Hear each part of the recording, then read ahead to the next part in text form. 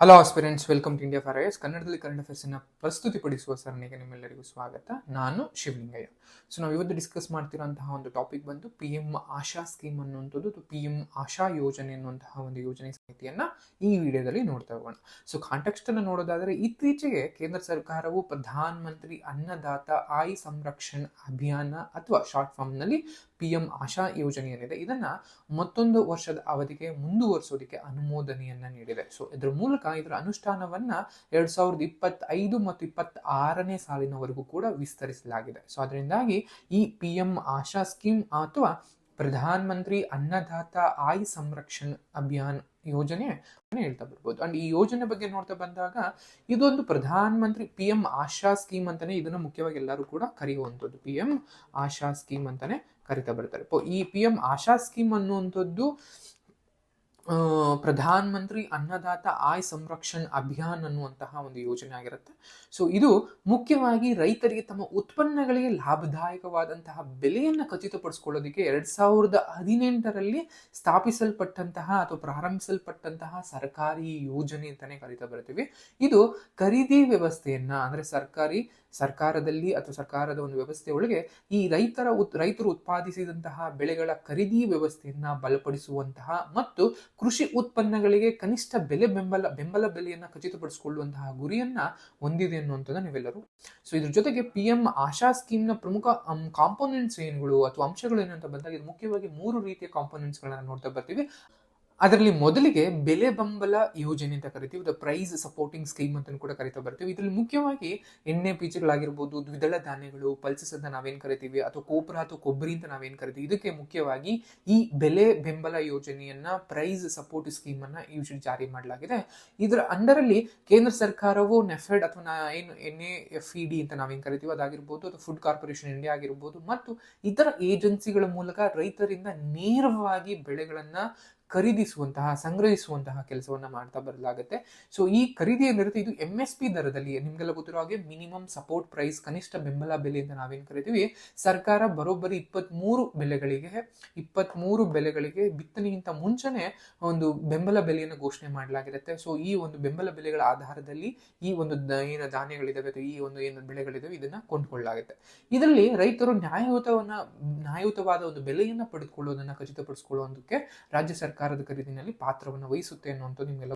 ಇನ್ನು second component ಬಂದು ಬೆಲೆ ಕೊರತೆ ಪಾವತಿ ಯೋಜನೆ ಅಂತ ಕರಿತೀವಿ, ಅಥವಾ ಏನು ನಮಗೆ ಏನು price differentiate scheme paid scheme ಅಂತ ನಾವೇನ್ ಕರಿತೀವಿ. ಇಲ್ಲಿ ಮುಖ್ಯವಾಗಿ ಎಣ್ಣೆ ಬೀಜಗಳಿಗೆ, ಆಯಿಲ್ ಸೀಡ್ಸ್ ಅಂತ ಏನ್ ಕರಿತೀವಿ, ಎಣ್ಣೆ ಬೀಜಗಳಿಗೆ ಜಾರಿ ತರಲಾಗಿದೆ.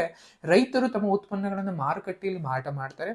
ಸೊ ಏನಾದ್ರೂ MSP ಗಿಂತ ಕಮ್ಮಿ ಇದ್ರೆ, ಸೊ ಅವರು ಮಾರುಕಟ್ಟೆನಲ್ಲಿ ಮಾರಾಟ ಮಾಡಿದಂತಹ ಪ್ರೈಸು ಮತ್ತು ಇರುವಂತಹ MSP ಪ್ರೈಸ್ ಏನ್ ಡಿಫ್ರೆನ್ಸ್ ಇರುತ್ತೆ, ಆ ಡಿಫ್ರೆನ್ಸ್ ಅನ್ನ ಇಲ್ಲಿ ಸರ್ಕಾರ ನೇರವಾಗಿ ಅವರಿಗೆ ಪಾವತಿಯನ್ನ ಮಾಡುತ್ತೆ.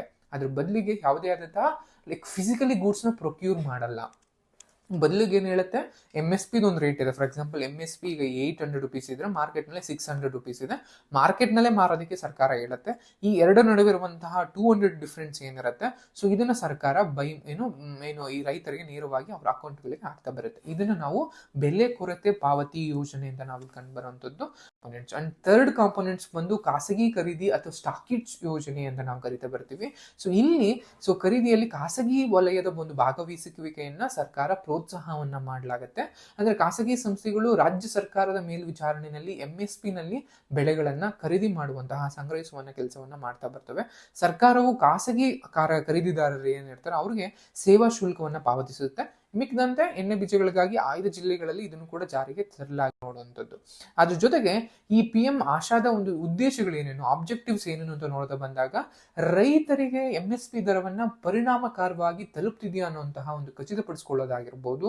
ಅಂಡ್ ಬೆಲೆ ಕುಸಿತದ ಸಮಯದಲ್ಲಿ ಹತಾಶೆಯಲ್ಲಿ ಮಾರಾಟ ಮಾಡುವಂಥದ್ದು ಏನಿರುತ್ತೆ ಅದನ್ನ ಕಮ್ಮಿ ಮಾಡಿ ರೈತರನ್ನ ರಕ್ಷಿಸುವಂಥದ್ದು. ನಿಮಗೆಲ್ಲ ಗೊತ್ತಿರೋ ಹಾಗೆ ಮಾರುಕಟ್ಟೆ ಬೆಲೆ ಏನಿರುತ್ತೆ, ಅಂದ್ರೆ ಅದರಲ್ಲೂ ಅಗ್ರಿಕಲ್ಚರಲ್ ಮಾರ್ಕೆಟ್ ಪ್ರೈಸ್ ಏನಿರುತ್ತೆ ತುಂಬಾ ವಾಲಟೈಲ್ ಇರುತ್ತೆ, ತುಂಬಾ ಏರಿಳಿತವನ್ನು ಕಂಡು ಬರುತ್ತೆ. ಒಂದ್ರಲ್ಲಿ 100 ರೂಪಾಯಿನೂ ಆಗ್ಬೋದು. ನಿಮಗೆಲ್ಲ ಗೊತ್ತಿರೋ, ಫಾರ್ ಎಕ್ಸಾಂಪಲ್ ನೋಡಿದ್ರೆ ಬಂದಾಗ ಟೊಮೊಟೊ ಒಂದ್ಸಲಿ 100 ರೂಪಾಯಿ ಕೆಜಿಗೂ ಹೋಗುತ್ತೆ, 10 ರೂಪಾಯಿ ಕೆಜಿಗೂ ಬರುತ್ತೆ. ಸೊ ಇಂತಹ ವಾಲಟೈಲ್ ಏನಿರುತ್ತೆ ಅಥವಾ ಏರಿಳಿತ ಏನಿರುತ್ತೆ, ತುಂಬಾ ಕಮ್ಮಿ ಬೆಲೆಯಲ್ಲಿ ಮಾರಾಟ ಮಾಡಿ ನಷ್ಟ ಆಗುವಂತಹ ಸಂದರ್ಭಗಳು ಕಡಿಮೆ ಮಾಡೋದಕ್ಕೋಸ್ಕರ ಈ ಒಂದು ಯೋಜನೆ ಉದ್ದೇಶವನ್ನ ಹೊಂದಿದೆ. ಸೊ ಅದ್ರ ಜೊತೆಗೆ ಖರೀದಿ ಮೂಲಸೌಕರ್ಯಗಳನ್ನ ಇನ್ನಷ್ಟು ಸರಿಪಡಿಸುವಂತಹ, ಅಭಿವೃದ್ಧಿಪಡಿಸುವಂತಹ ಕೆಲಸವನ್ನು ಕೂಡ ಸರ್ಕಾರ ಮಾಡ್ತಾ ಬಂದಿದೆ.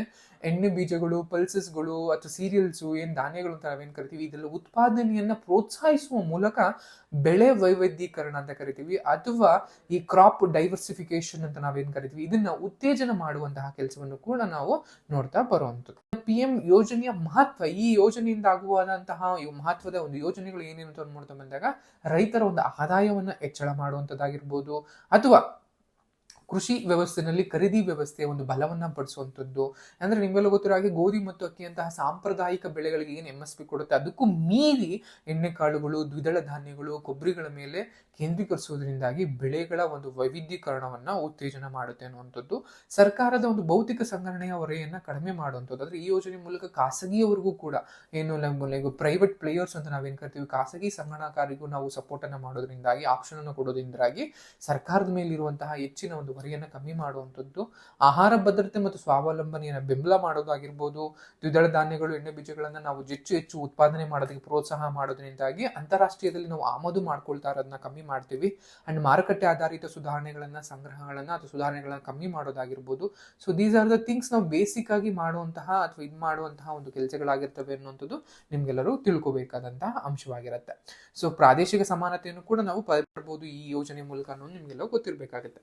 ಸೊ ಅಂಡ್ ಅನುಷ್ಠಾನದಲ್ಲಿ ಯಾವೆಲ್ಲ ಒಂದು ಸವಾಲುಗಳನ್ನ, ಸಮಸ್ಯೆಗಳನ್ನ ಹೊಂದಿದೀವಿ ಅಂತ ನೋಡ್ತಾ ಬಂದಾಗ, ಸೀಮಿತವಾದಂತಹ ಖರೀದಿ ಕೇಂದ್ರಗಳು ಅಂತದ್ದು, very selected few district centre ಅಲ್ಲಿ ಮಾತ್ರ ನಾವು ಖರೀದಿ ಕೇಂದ್ರಗಳನ್ನ ಓಪನ್ ಮಾಡಿರೋದ್ರಿಂದಾಗಿ ಎಲ್ಲರಿಗೂ ಕೂಡ, ಎಲ್ಲೋ ಒಬ್ಬ ಕುಗ್ರಾಮದಲ್ಲಿ ಬೆಳೆದಿರುವಂತಹ ರೈತನಿಗೂ ಕೂಡ ಈ ಒಂದು ಸೌಕರ್ಯ ತಲುಪ್ತಾ ಇದೆಯಾ ಅಂತ ನೋಡ್ತಾ ಬಂದಾಗ, ಸೊ ಎಲ್ಲೋ ಕಡೆ ತಲುಪ್ತಿಲ್ಲ ಅನ್ನುವಂಥದ್ದು ಒಂದು ಸವಾಲಾಗಿ ಪರಿಣಮಿಸಿದೆ. ಬಜೆಟ್ನಲ್ಲಿ ಬೇಕಾದಂತಹ ಒಂದು ಏನು ಹಂಚಿಕೆಗಳಾಗಿರ್ಬೋದು ಅಥವಾ ನಿಧಿಗಳಾಗಿರ್ಬೋದು, ಇವನ್ನ ಸರಿಯಾದ ಪ್ರಮಾಣದಲ್ಲಿ ಹಂಚಿಕೆಯನ್ನು ಮಾಡದಲ್ಲಿರೋದ್ರಿಂದಾಗಿ ಅಥವಾ ಸರಿಯಾದ ಪ್ರಮಾಣದಲ್ಲಿ ಅಲೋಕೇಟ್ ಅನ್ನು ಮಾಡದಲ್ಲಿರೋದ್ರಿಂದಾಗಿ ಕೂಡ ಯೋಜನೆಯ ಅನುಷ್ಠಾನದಲ್ಲಿ ನಾವು ಸಮಸ್ಯೆಗಳನ್ನ, ಸವಾಲುಗಳನ್ನ ನೋಡ್ತಾ ಬಂದಿದ್ದೇವೆ. ಸೊ ಇದ್ರ ಜೊತೆಗೆ PDPS ನ ಅನುಷ್ಠಾನದಲ್ಲಿ ಕೆಲವು ಸಮಸ್ಯೆಗಳಿದಾವೆ. ಸೊ ಅದು ಕೂಡ ನಮಗೆ ಈ ಒಂದು ಯೋಜನೆಯ ಅನುಷ್ಠಾನದಲ್ಲಿ ಸವಾಲುಗಳಾಗಿ ಮಾಡ್ತಾ ಇರುವಂತದ್ದು. ಅಂಡ್ ರಾಜ್ಯ ಸರ್ಕಾರದ ಅವಲಂಬನೆಯು ಅನುಷ್ಠಾನದಲ್ಲಿ ವ್ಯತ್ಯಾಸಗಳಿಗೆ ಕಾರಣ ಆಗುತ್ತೆ ಅನ್ನುವಂಥದ್ದು. ಅಂದ್ರೆ ಹೆಚ್ಚು ಈ ರಾಜ್ಯ ಸರ್ಕಾರಗಳು ಕೇಂದ್ರ ಸರ್ಕಾರದ ಮೇಲೆ ಅವಲಂಬನೆಯನ್ನು ಹೊಂದಿರೋದ್ರಿಂದಾಗಿ ಕೂಡ ನಮ್ಮಲ್ಲಿ ಕಾಣ್ತಾ ಬರುತ್ತೆ. ಇದಿಷ್ಟು PM ಆಶಾ ಯೋಜನೆಗೆ ಸಂಬಂಧಪಟ್ಟಂತಹ ಮಾಹಿತಿ. ಈ ಮಾಹಿತಿ ನಿಮ್ಗೆ ಇಷ್ಟ ಆದಂತೆ ಭಾವಿಸ್ತಾ ಈ ವಿಡಿಯೋ ನಿಮಗೆ ಎಂಡ್ ಮಾಡ್ತಾ ಇದ್ದೀನಿ. Thank you.